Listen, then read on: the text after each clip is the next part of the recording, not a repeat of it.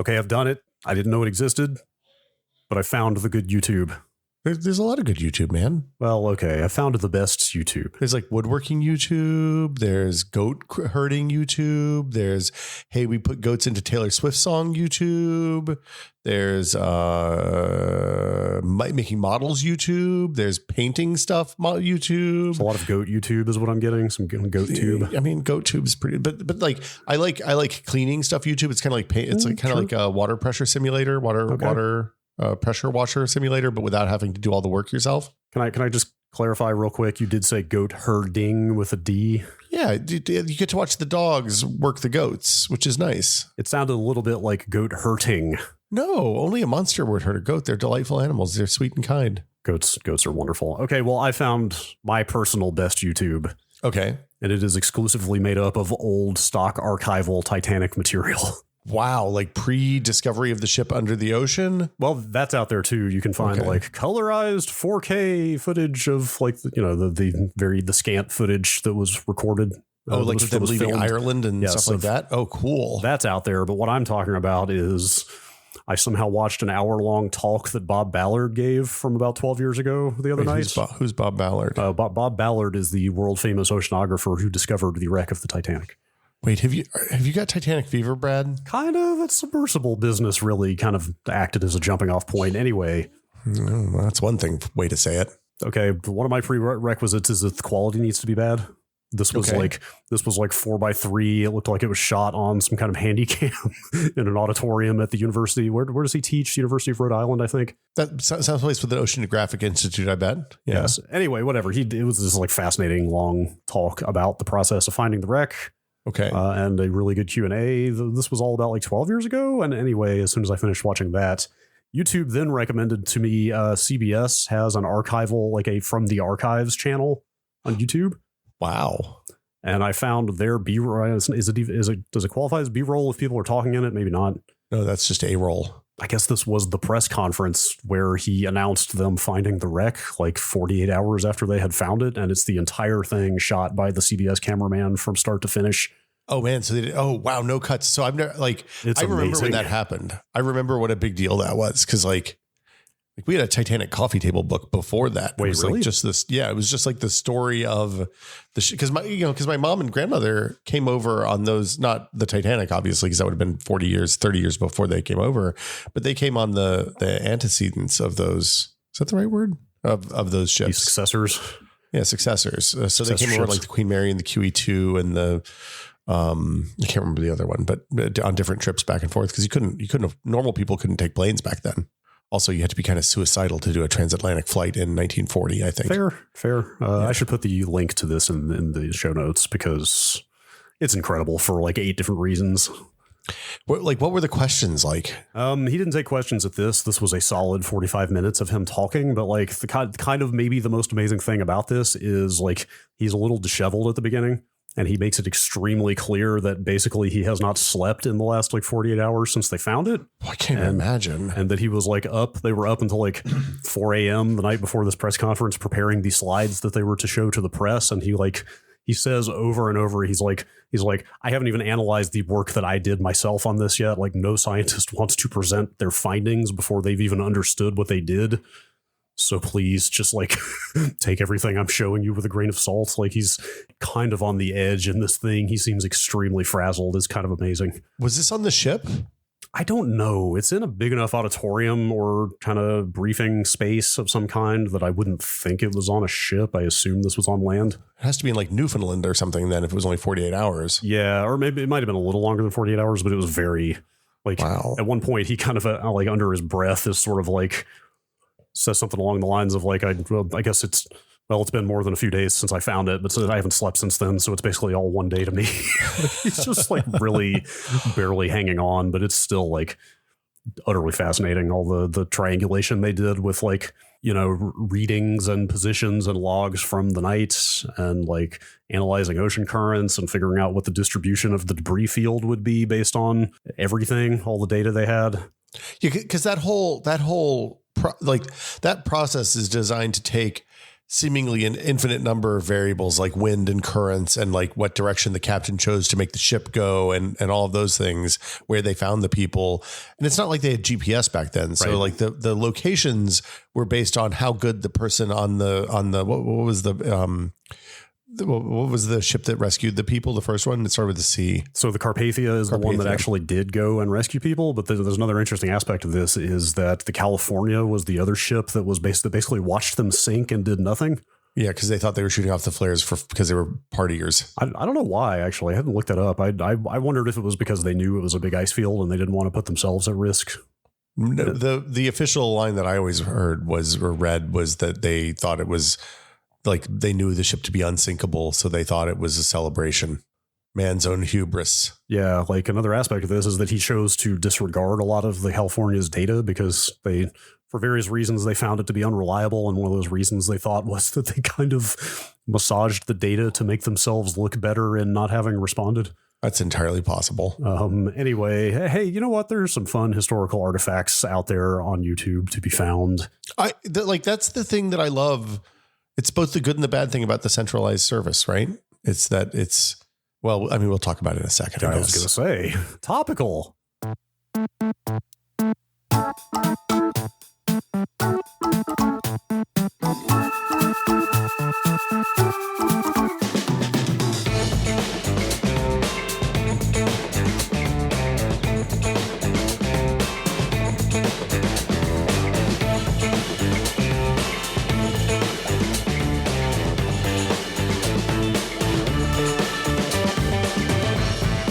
Welcome to Brad and Will Made a Tech Pod. I'm Will. I'm Brad.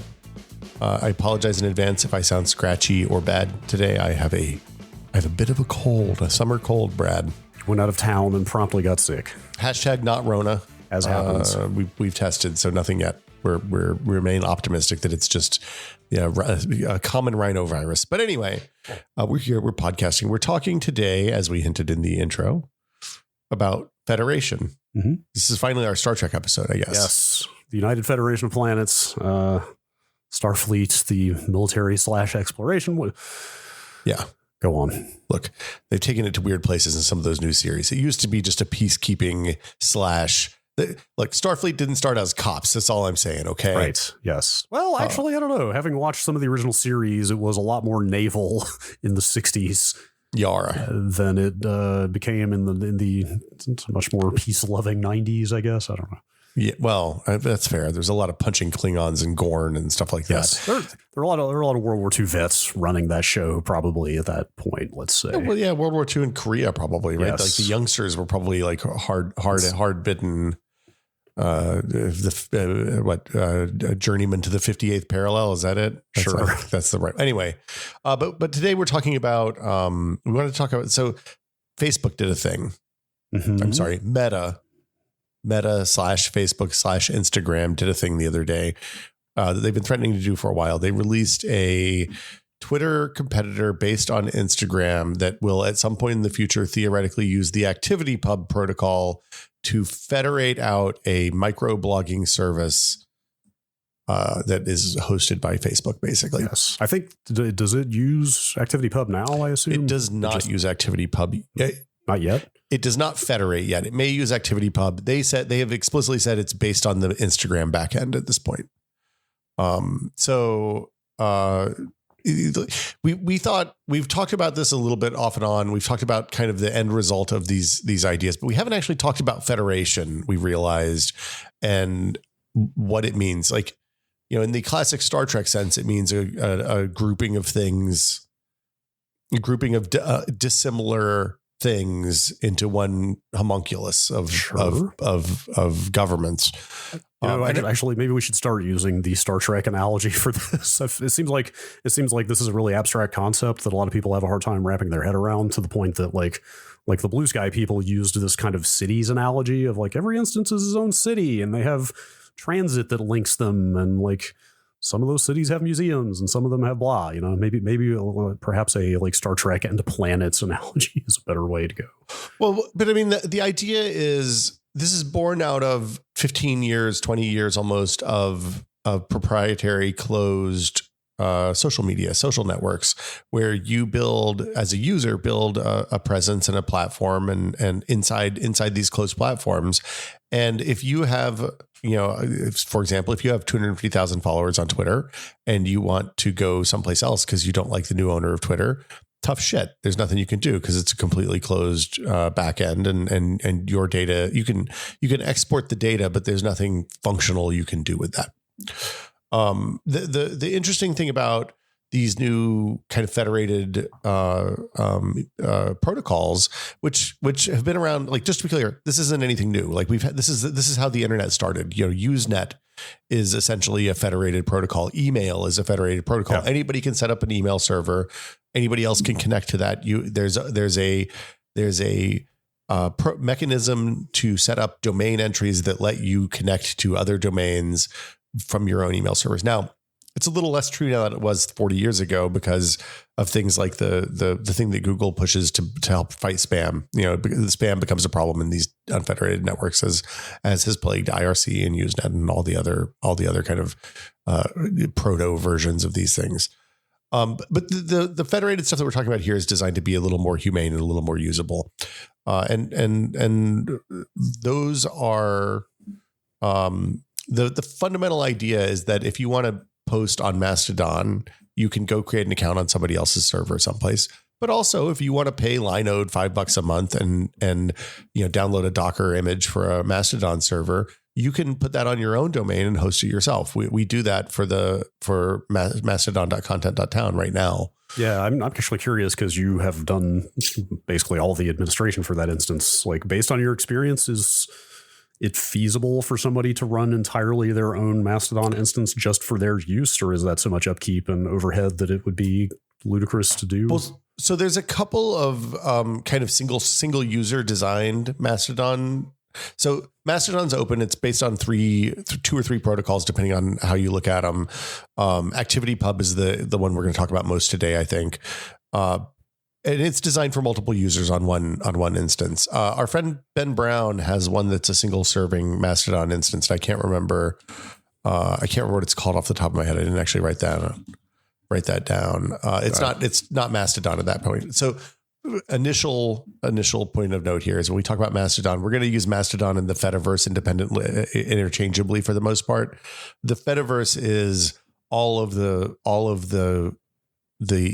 software that can communicate using ActivityPub and the other associated protocols. Mastodon is just the most popular of those right now.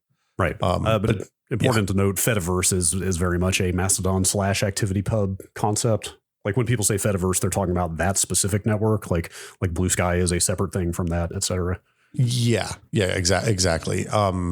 And the Fediverse comes from the universe that's federated. Like, that's the idea of that whole thing.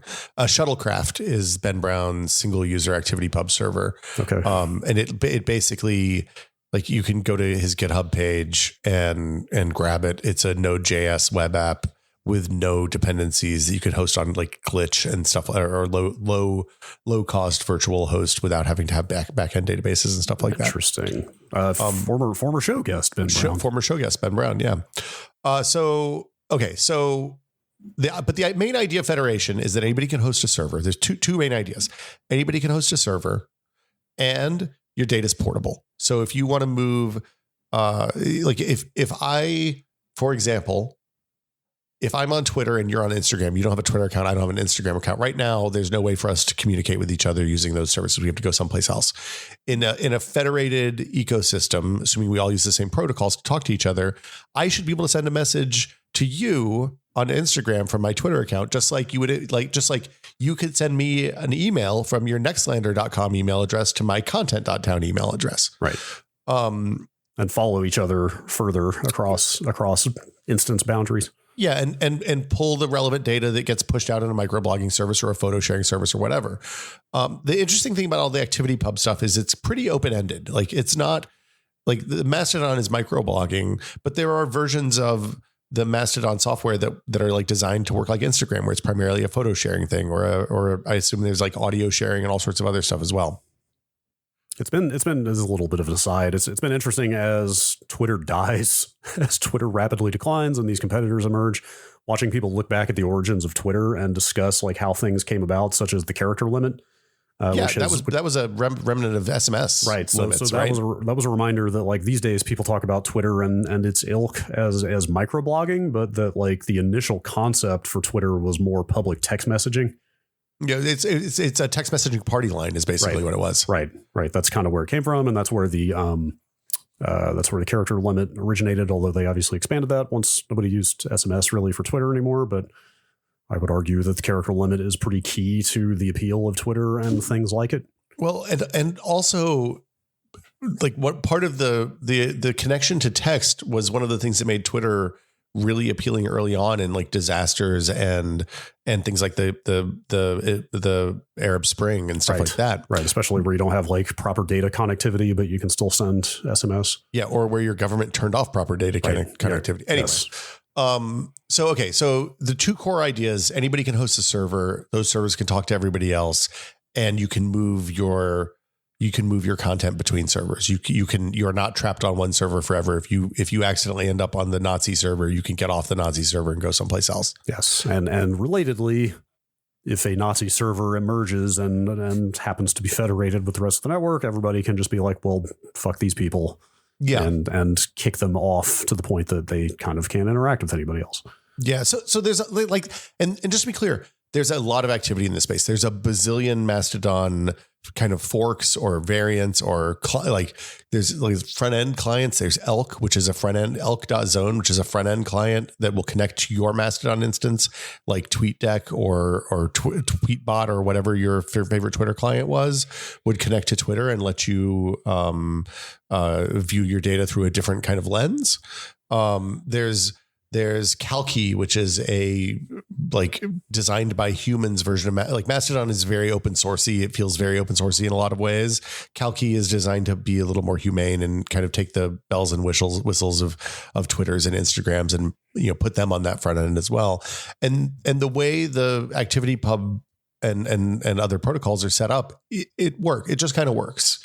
And like what your client knows about, it'll show, and then the other stuff doesn't get shown. Right. I think that that is for a certain definition of just works. Like there's it's definitely some concerns about onboarding with people who are less technical. That I think Mastodon has taken on a reputation of being somewhat complicated and hard to get into. Well, there's concerns about onboarding. There's also weird stuff like posts federate across instances, but likes and reposts and stuff like that don't necessarily. So you end up in these weird situations where you post something and 50,000 people liked it, but you only see 2 of them because you only see the likes from your particular instance, right? It doesn't actually impact. I think the negative, what may seem like a negative in this case, is actually often a positive because it means that you post things because you think they're interesting inside the community that you live in, not across the wider network.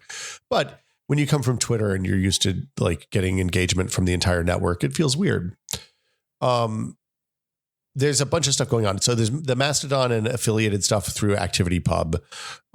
There's Blue Sky, which is on the AT protocol. That's the thing that was backed by Jack Dorsey, who in his weird libertarianism has always for a really long time has said, yo, Twitter shouldn't be on a proprietary backend. It should be a protocol, and we're going to fund this thing. And Twitter put some money into it. He put some money into it. Some other rich people put money into it. And they employ like a dozen or slightly more people, I think, now building out something that's designed to be the commons. Right. Yeah. It spun out of Twitter. I guess before Musk came along and bought Twitter, the intention was to develop this open protocol and then transition Twitter to it. Yeah. And like, obviously that has a lot of business advantages for for them to be the ones that define the protocol. They can define it in a way that would have served their business interests and like the Blue Sky Public Benefit LLC is probably still doing that to a large degree. The thing. Okay, so I'm going to say this, and I'm going to sound like a little naive, maybe, but when somebody puts $20 or $30 million, even if that's the same as me putting $50 or $100 at something in terms of relative net wealth, I'm going to like there's a significant amount of effort that's gone into this, and I'm going to take them at their stated, like, I'm going to believe their stated goals. I generally do too. Like among their stated goals is that they're building the protocol so it's independent of the company that builds the protocol. to the point that like they're even considering, one of the things that they talk about is what happens if there's an adversarial relationship between the company and the protocol, right? Like, does the protocol need the company to survive? Stuff like that. Like, I think they are, the people building it are, for the most part, seem like they're very young. I think they're pretty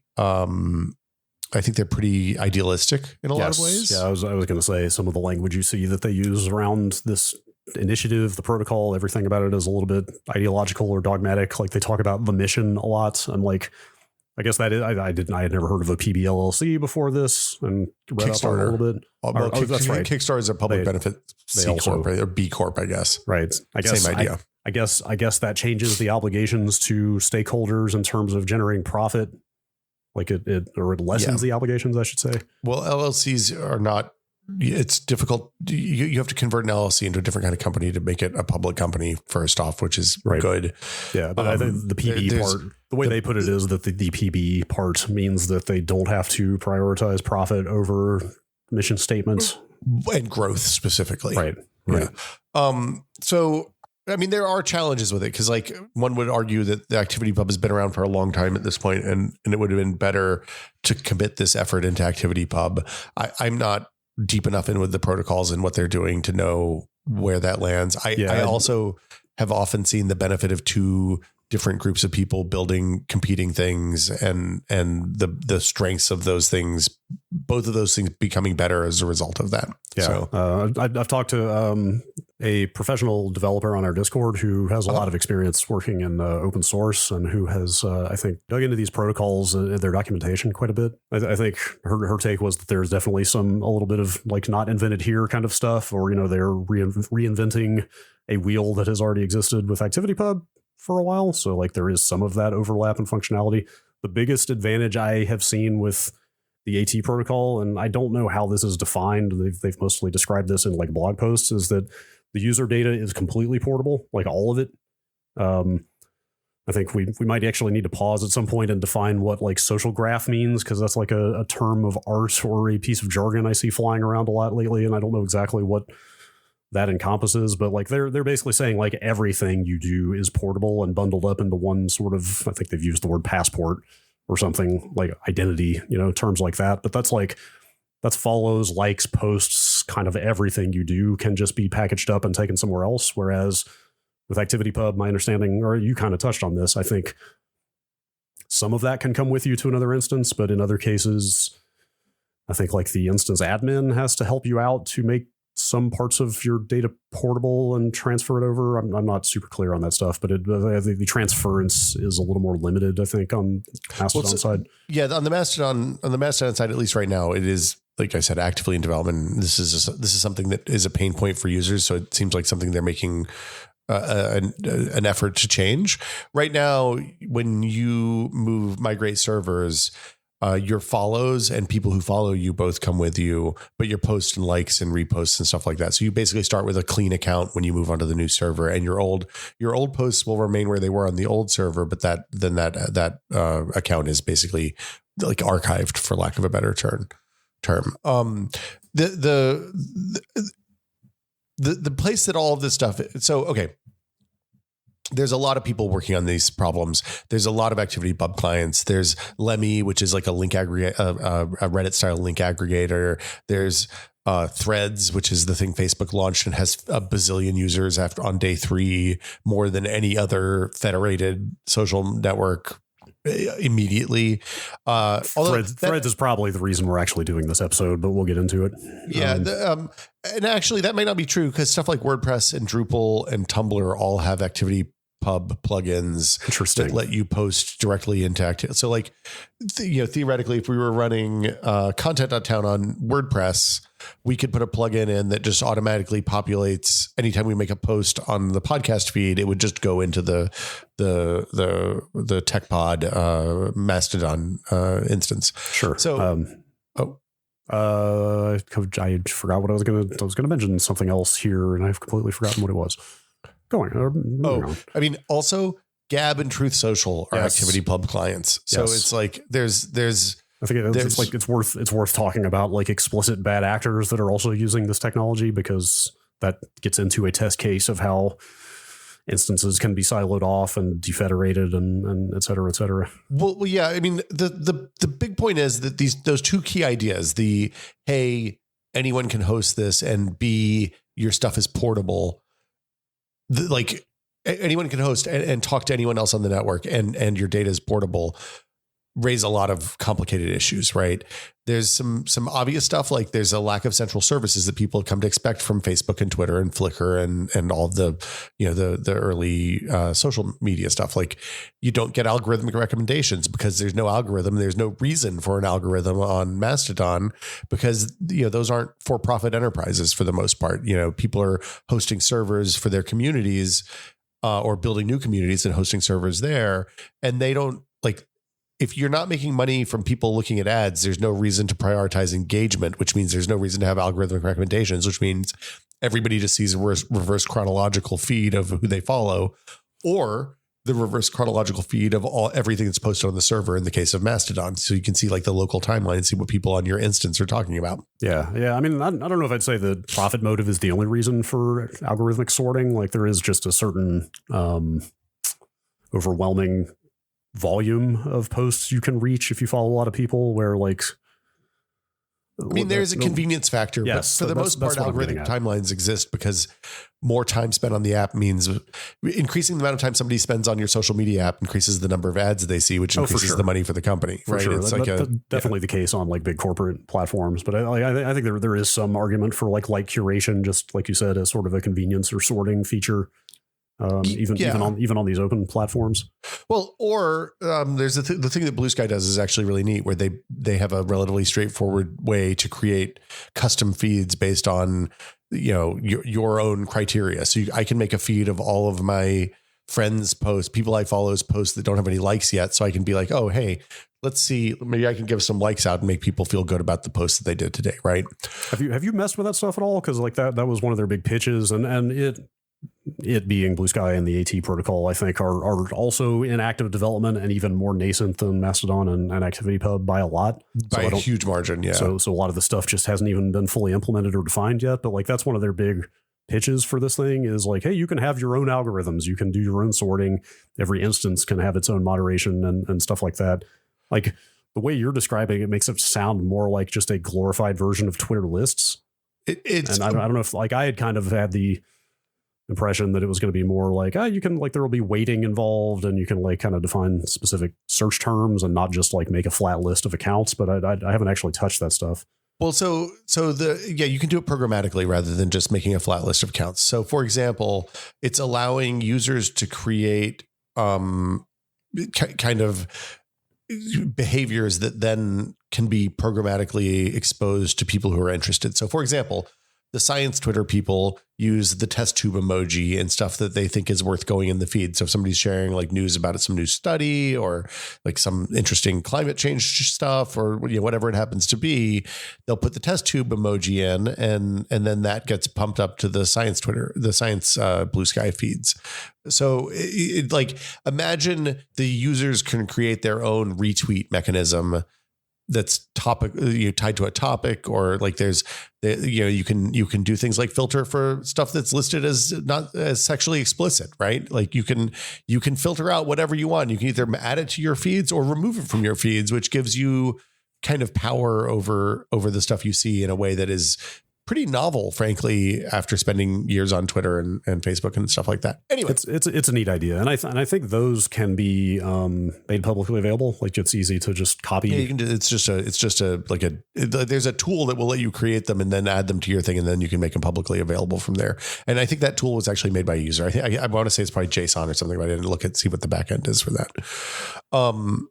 The other stuff that's not available is stuff like centralized search. So like there's no Mastodon wide search, and a lot of people are actively against Mastodon wide search because they want the freedom of putting a robots.txt file on their host that prevents Google and Facebook and everybody else from indexing their stuff. The big one is that there's no moderation on these, or no cross-platform moderation, I guess. Yeah, moderation, I think, is probably the thorniest topic here, or the hardest one to solve when everything is broken up piecemeal into a bunch of little fiefdoms instead of having one giant company with it's the biggest scope for sure. Yes, with a large amount of resources to actually do moderation correctly, which is not to suggest anybody actually does it correctly, but like it, takes a lot of resources.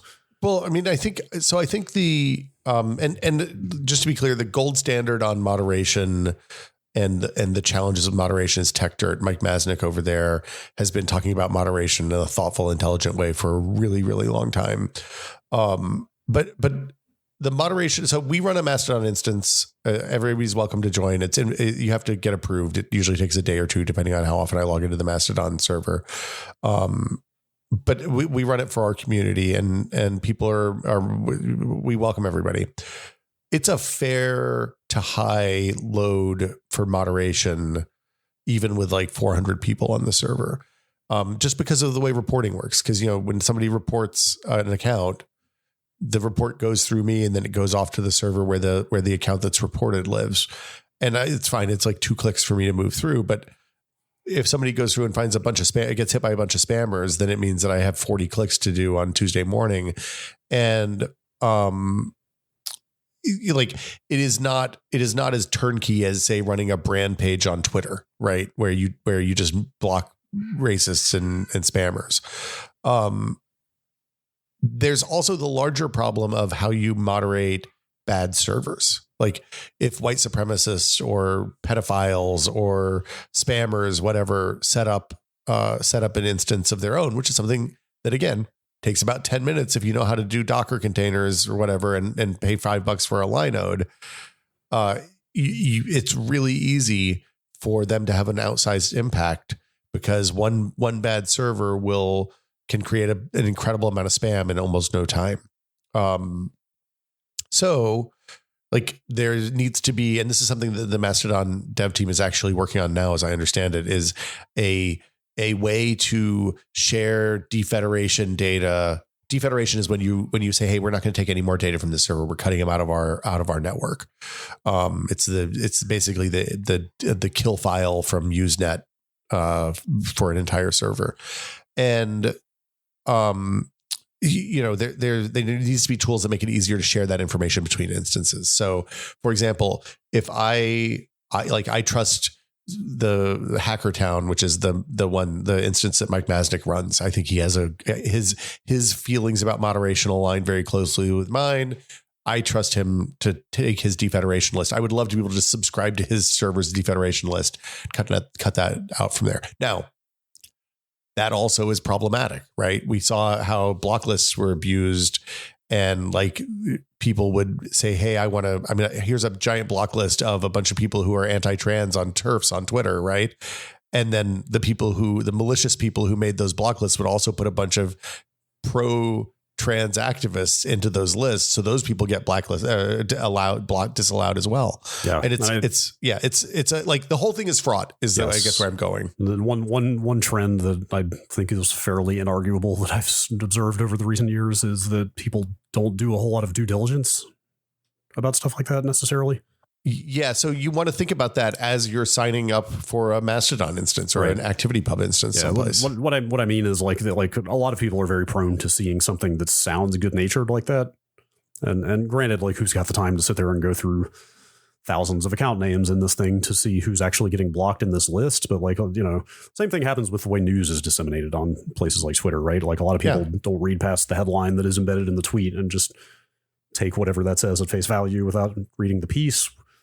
Never mind whether the piece is even well-intentioned or if it is actually misinformation or not. Yeah, it's like the difference between the Wall Street Journal and the Wall Street Journal's op-ed page, yes. Right? And like I'm as guilty of this as anyone, to be clear, but like, a lot of people are very prone to just sort of passively absorbing stuff that goes by in their feed or clicking a block list, thinking that it's on the up and up, and not necessarily following up on what it's doing. So yes, that stuff like that is very prone to abuse. Well, and then there's a whole other level of complexity on the ActivityPub side by the fact that Meta owns Threads. We lost that fight, didn't we? Like, I'm just going to keep calling it Facebook forever at this point. I spent a month or two like consciously refusing to call it Meta, but I think everybody else has moved on. So anyway, But they have a terrible history toward moderating political speech that causes an increased moderation burden. So something that's going to cause people to complain about it, they just will ban everything on both sides. They had the classic example is, hey, like you should be able to post breastfeeding pictures on Instagram, right? Or on Facebook, because there were a bunch of mom groups and they needed to be able to show how latching works. And it's not like sexual, like breastfeeding shouldn't be sexual content. I realize I'm naive on this as well. The point is they were applying, like, it's weird to take one country's standards for lack of a better term and apply them to everywhere in the entire world, just because the company happened to be started in one particular country. So, So the end result of the whole breastfeeding on Facebook thing was that there's a whole bunch of really screwy rules about how close babies' mouths need to be to a nipple for it to count as sexual content versus non-sexual content. And it's a nightmare, right? The whole thing is a nightmare. Yeah. We should talk about Threads, probably, that launched this week. It's built on top of Instagram. Yeah.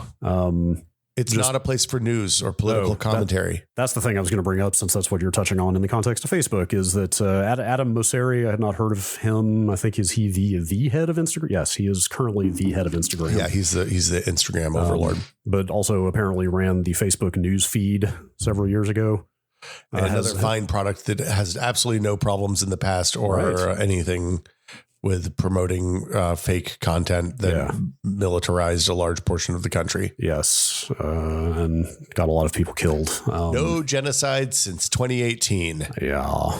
Anyway, he's come out and very explicitly said, what were the terms? Politics and hard news are the terms that he used. That politics and hard news are not going to be encouraged on Threads. Not for, it's for brands and influencers. He literally says it's like there are more than enough amazing communities, sports, music, fashion, beauty, entertainment, etc., to make a vibrant platform without needing to get into politics or hard news. Like, let's not make anything that's going to be complicated, guys. Okay, or controversial or invite any kind of scrutiny whatsoever. I mean, but on top of that, it's very notable the examples that he did give here: sports, music, fashion, beauty, and entertainment, all extremely brand driven categories, or verticals, as he is, as they call them, like, they're categories that there's a really good advertising pipeline from influencers through to brands to stores. So that's exactly a weird coincidence. That's exactly it. Like, Threads, I don't know if it's going to catch on or win out or whatever. If anybody truly wins out and emerges as the victor here,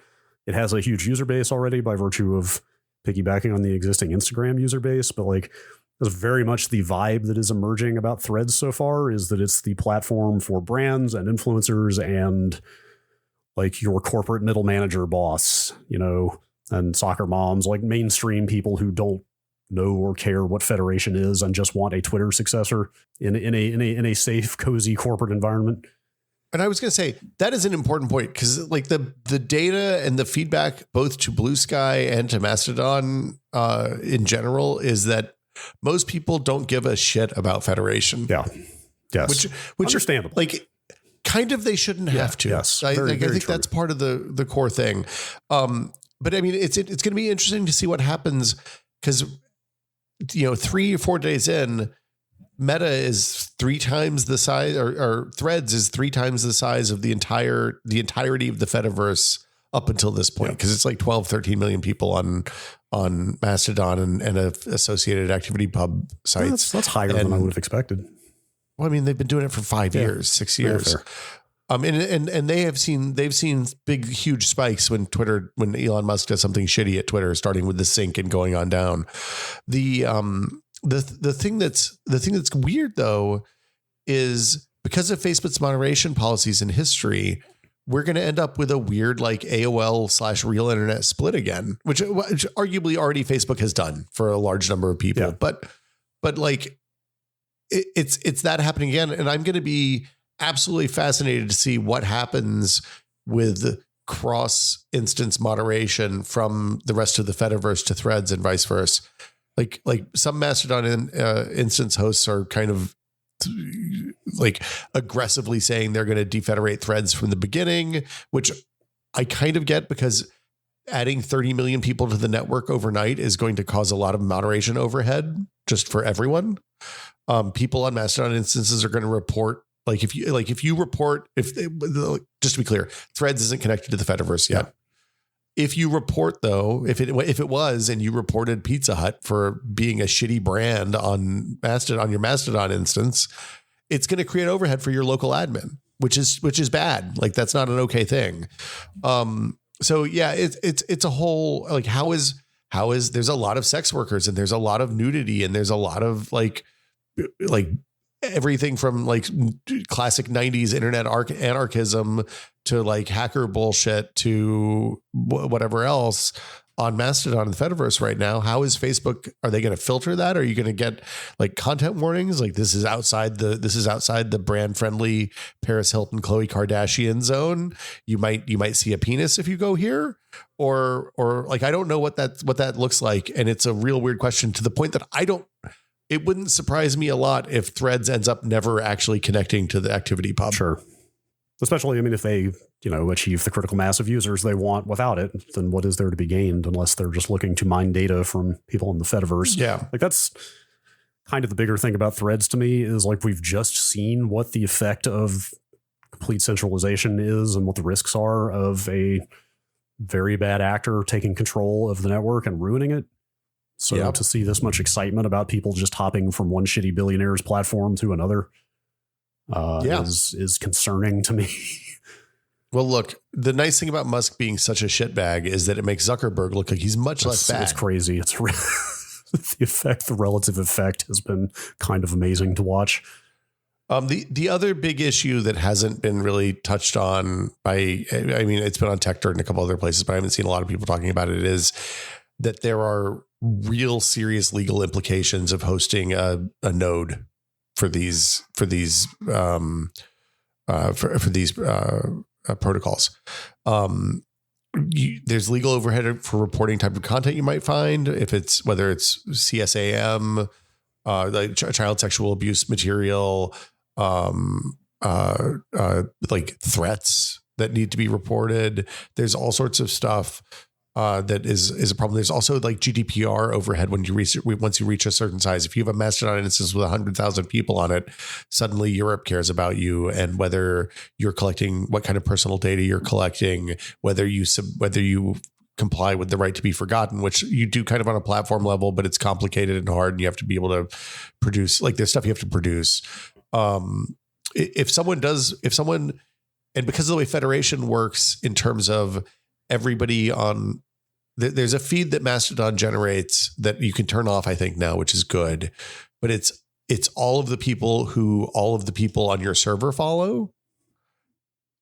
And if somebody on your server isn't even creating bad stuff, but they follow someone who creates bad stuff, you can end up in a situation where you're like dealing with the FBI because there's a CSAM or copyrighted material or any of the other things that the FBI gives a shit about on your server, and then it's your problem. And like that's kind of a lot of overhead that Twitter and Facebook and the social networks have shouldered up until this point. I guess we should probably also add the possibility there on top of bad content getting federated onto your server that was posted intentionally, since this stuff is all open source and not fully mature yet. There's probably also currently unknown security vulnerabilities, like in terms of people's accounts getting hacked. Like there's probably a lot of potential for things to get compromised and bad stuff to show up that way as well. Yeah, I think, Mastodon has two-factor now. I don't think Blue Sky does yet.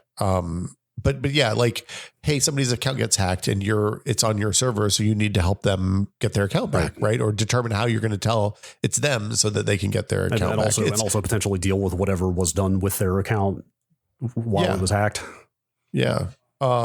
So how these kind of core ideas, hey, anybody can host it and your data you can talk to anybody else on the network and your stuff is portable, are implemented is varying widely right now, and it will likely change over time. Like Mastodon is aware that not bringing your posts over is a problem, right? Like that is, I think, a thing that I don't know if there's an ETA or a timeline on it, but there's definitely GitHub activity around that idea. Okay, that's good to hear.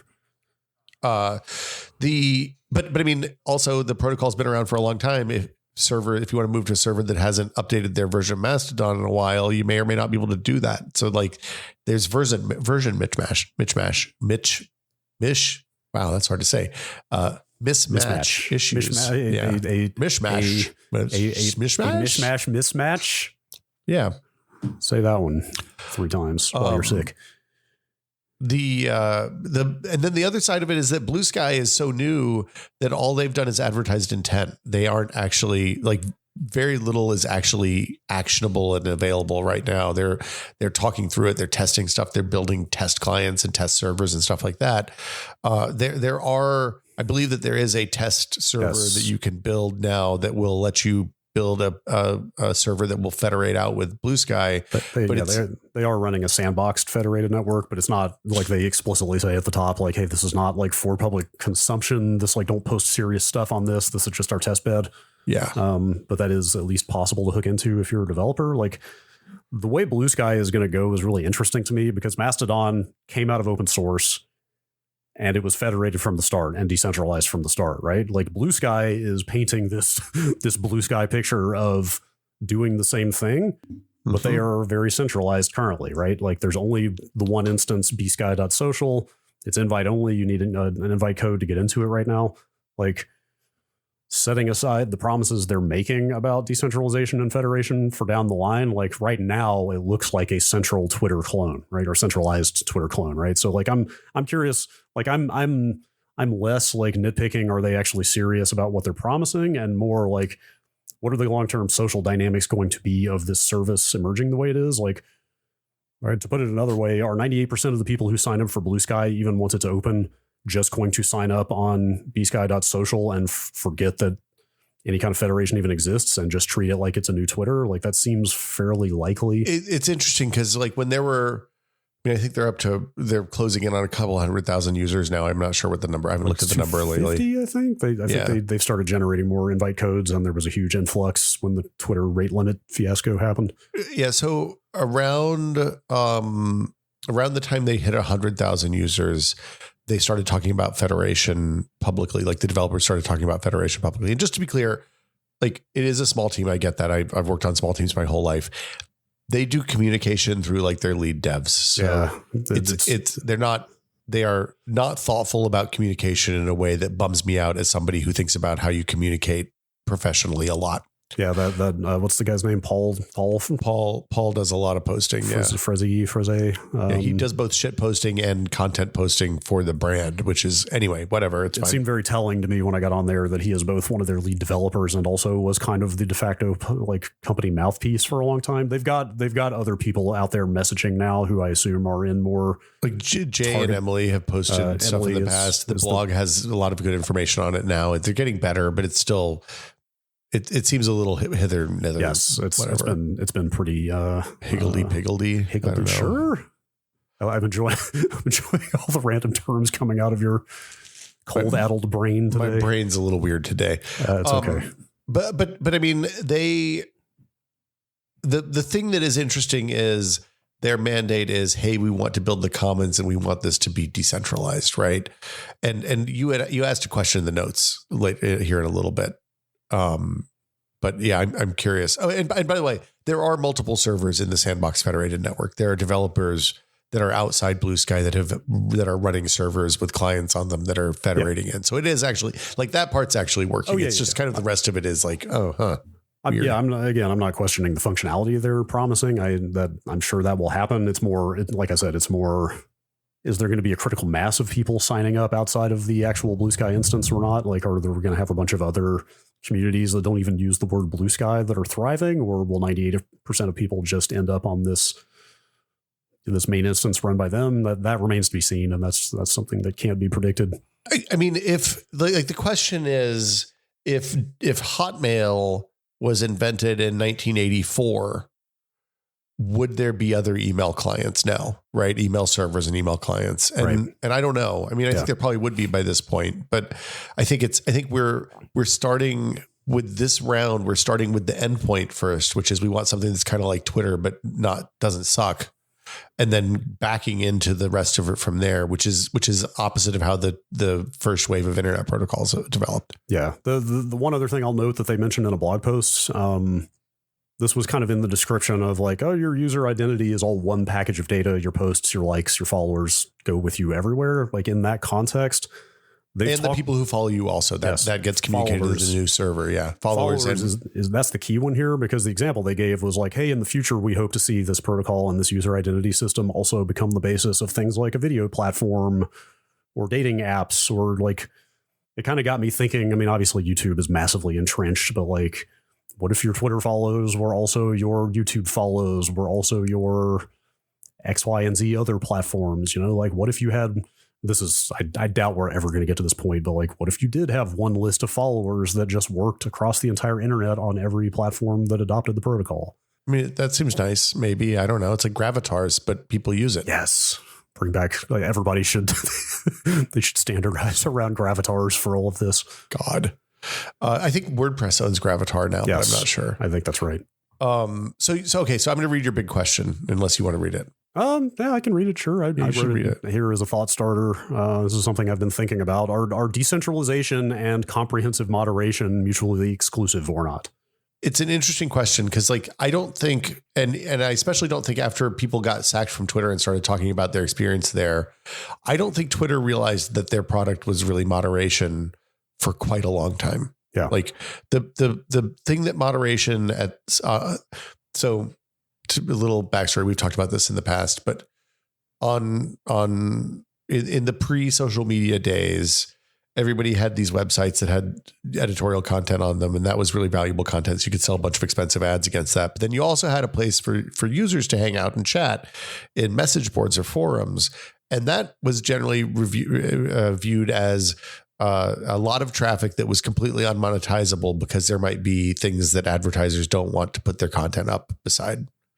So you would do a $70 CPM on the main news and editorial side of the site, and you'd get 50 cents per 1,000 views. CPM is per 1,000 views on the other side. Now, the nice thing is Google has effectively raced to the bottom the entire value of online ads over the last 20 years. So if you get 75 cent CPMs anywhere now, you're doing pretty well. It's not exactly the way we hoped that would go, I guess, but the upshot is Twitter and Facebook and the moderated social networks, by removing the pictures of penises and the bomb threats and the people posting shock pictures and all that stuff from the normal humans' feeds, made a place where people could interact with other people on the internet that was still ripe for advertising, and for high dollar advertising in a lot of cases.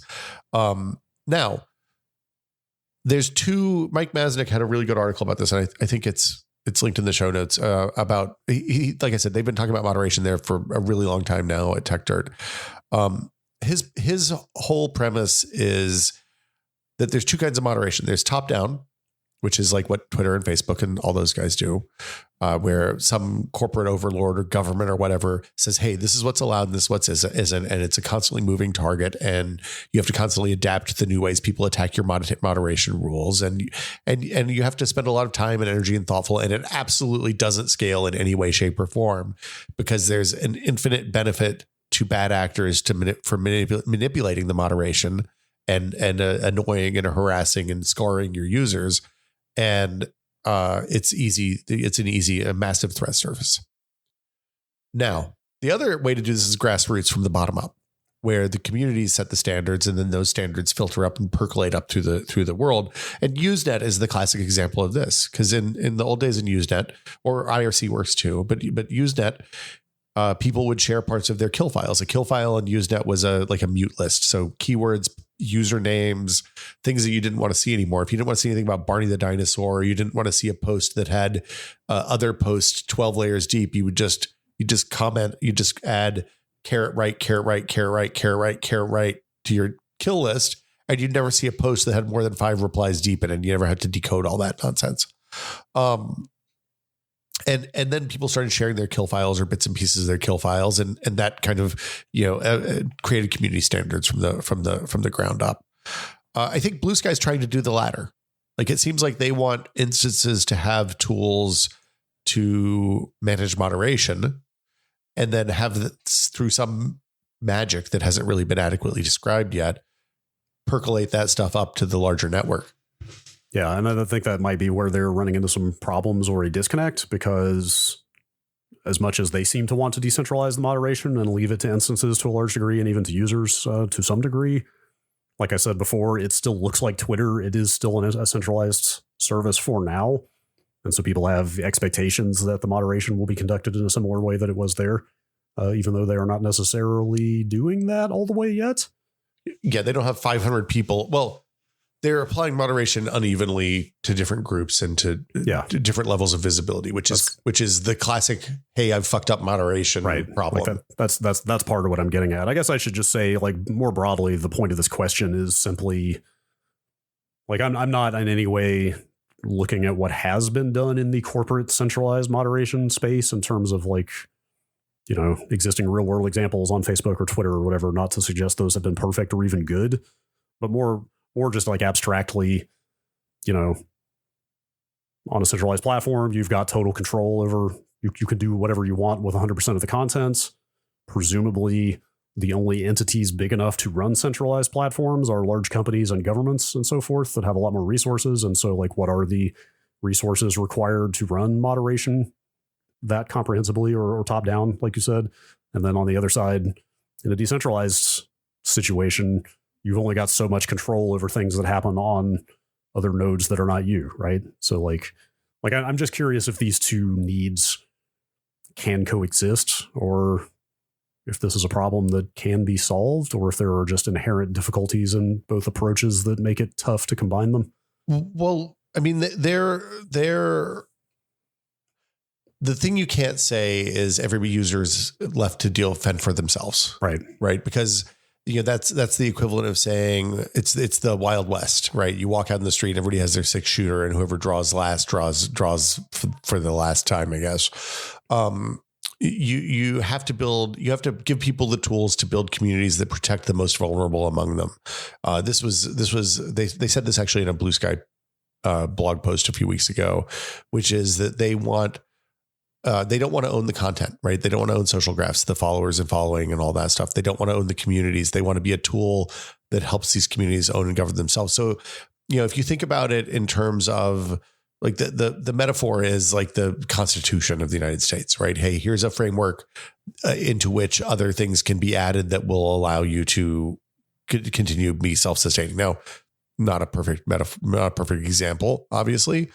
But the idea that moderation is a community, like keeping a community safe, is a requirement for all the members of that community is I think interesting and probably right. Like, if you think about it, it's the same thing as putting a report button on a message board software, where when some spammer comes in, 20 people can hit the report button and then the spammer goes away. We did that at Giant Bomb and tested back in the day. That's a classic example. And it's the kind of thing that worked really well on, like, Slashdot for a really long time. Slashdot comments, I'm sure people, like, Slashdot was the first example I saw of this, in that they had, if you were a logged in user of Slashdot and you posted the comments, every once in a while, you get a pop-up. It wasn't really a pop-up, but you get a message that said, hey, you have 5 moderation points to use today.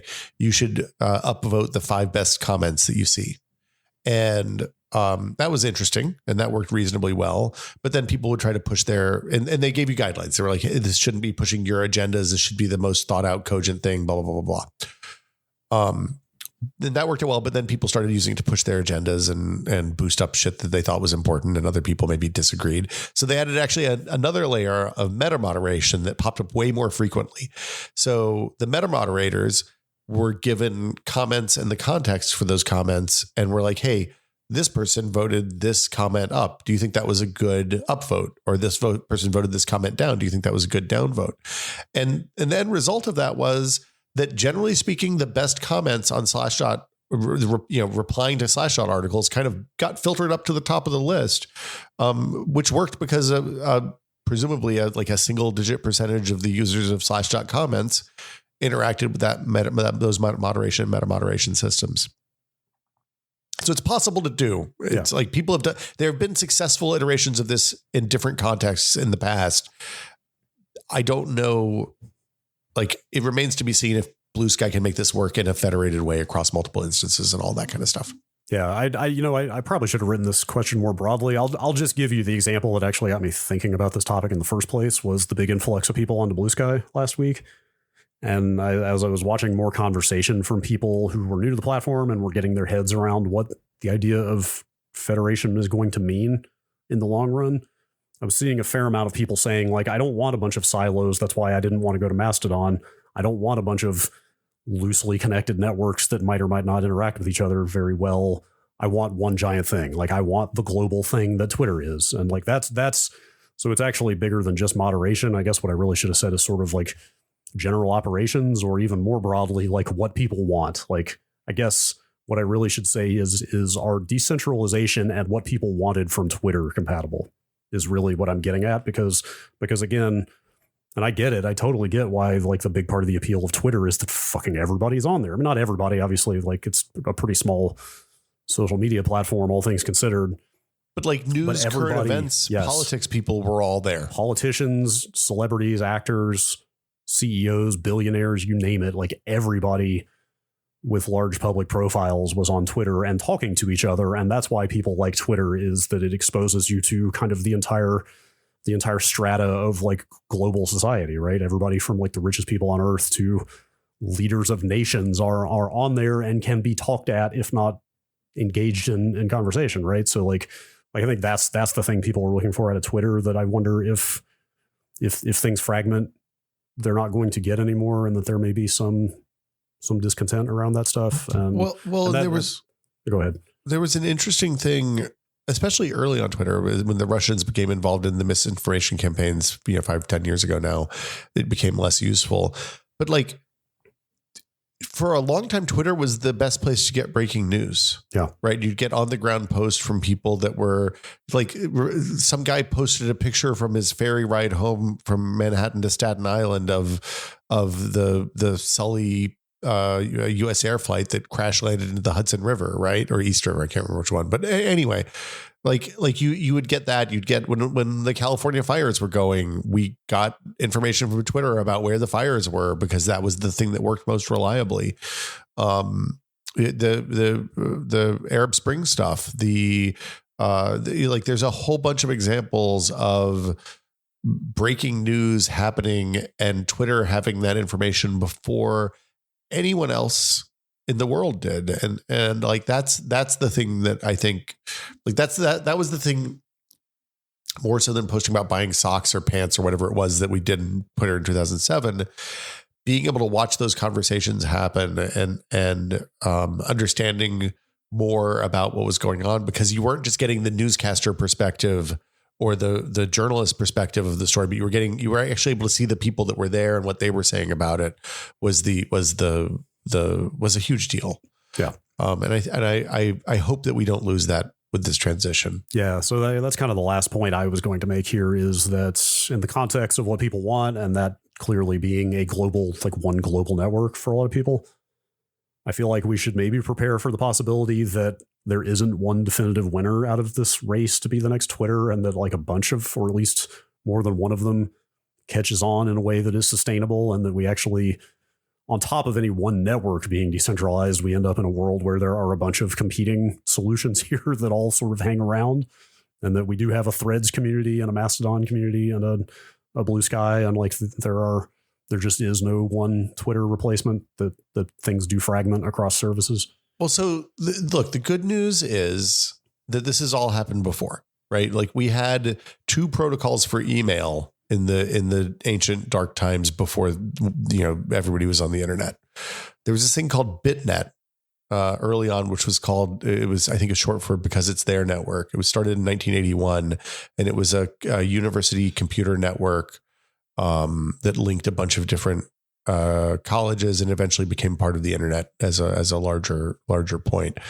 And depending on where your friend went to school, as late as 1993, when I was a freshman in college, you had to use one of the BitNet gateways to talk to them from a normal POP email client or an IMAP email client. So, it's happened before. If AT protocol takes off and Blue Sky takes off, somebody will write a Blue Sky to ActivityPub bridge. Sure. And, that'll all like it. The nice thing about these being open protocols is that you can make open protocols talk to each other. And, that's the bummer about Threads, honestly, is that if Threads decides not to ever turn on ActivityPub support, then there'll be 100 million people, 200 million people, 1 billion people, whatever ends up over there, not part of that overall commons. So yeah, it's like being trapped on AOL forever instead of eventually moving over to the real internet, which then quickly became Facebook, I guess. So here we are again. Yeah, it's a weird moment on the internet to be living in. It really is. But like you said, this kind of transition has happened before and is inevitable because nothing lasts forever. Like everything in shitifies sooner or later, and something else comes along. Yeah, that word really like in shitification, I think is the term of 2023. It's the word of the year. It really is. I mean, in shitification, we've talked about it before, but the idea is that first companies build a product that people like and they get a bunch of users, and then they realize that they can't monetize those users effectively. So they have to keep as they increase their attempts to monetize, they make the product shittier and shittier for the people to use it until they're like, why am I still here? Mm-hmm. There's just nothing better than this. And then here we are on Threads. Yes. So interesting times to come. But if you don't want to be part of a network that is subject to shitification, because it's carefully maintained by Brad and myself, you can join the TechPod Patreon for $5 a month. It's true. With that $5, you get access to our fabulous monthly Patreon episode, and you get to join the TechPod Discord, which is full of delightful human beings, not a shitty person amongst them. No. And I mean, we kick the shitty people out. I mean, it hasn't been a problem. No, for the most part. Yeah, it's been quite nice. But yeah, you can join the TechPod Discord. You can get the Patreon episode. You can support the podcast, which we really appreciate. We don't run ads. If you heard an ad on this podcast, please let us know, because there shouldn't be ads on this podcast anywhere. Somebody besides us is getting paid for that. Yeah. If you did. Yeah. If like, and actually one of the nice things about podcasts, one of the things I love about podcasts is that it is the last of the things that hasn't become centralized. Mm-hmm. Like Spotify's tried. Everybody who tries to monetize podcasts from a central service, Stitcher, they went out of business. They're gone. Spotify is backing away from podcasts because they actually ended up funding a bunch of really terrible people. And also they're not making as much money as they like podcasts are great because two people can have a nice conversation every week and we can make a little bit of money, and it encourages us to keep making those podcasts. So anyway, you can go to, you know what? MP3, the ultimate democratization. It's MP3 plus RSS, Brad. Well, fair. Two great technology tastes that taste great together. That's right. But yeah, you can go to patreon.com/techpod and sign up to be a patron. We'd really appreciate it. Yeah, I realize somebody will call me out. I realize MP3 is a proprietary format that Fraunhofer had to get paid substantial amounts of money. It's not, MP3 is not actually, we would be putting this podcast out in OGG if we truly cared about free audio. But anyway, but we want iTunes to be able to listen to it. So anyway, but this is the part of the show where we thank our patrons, especially our executive producers. So thank you all patrons. Yeah, thank you. But especially our executive producer tier patrons, including Nick Johnston, Paddle Creek Games makers of Fractured Veil, Andrew Slosky, Octothorpian Crimes of the Leporidae variety. I believe Leporidae is a bunny's scientific name. Just Wedge 3.0 NFT salesperson. I don't know how I feel about that. Joel Krauska, Twinkie, and the Argonauts.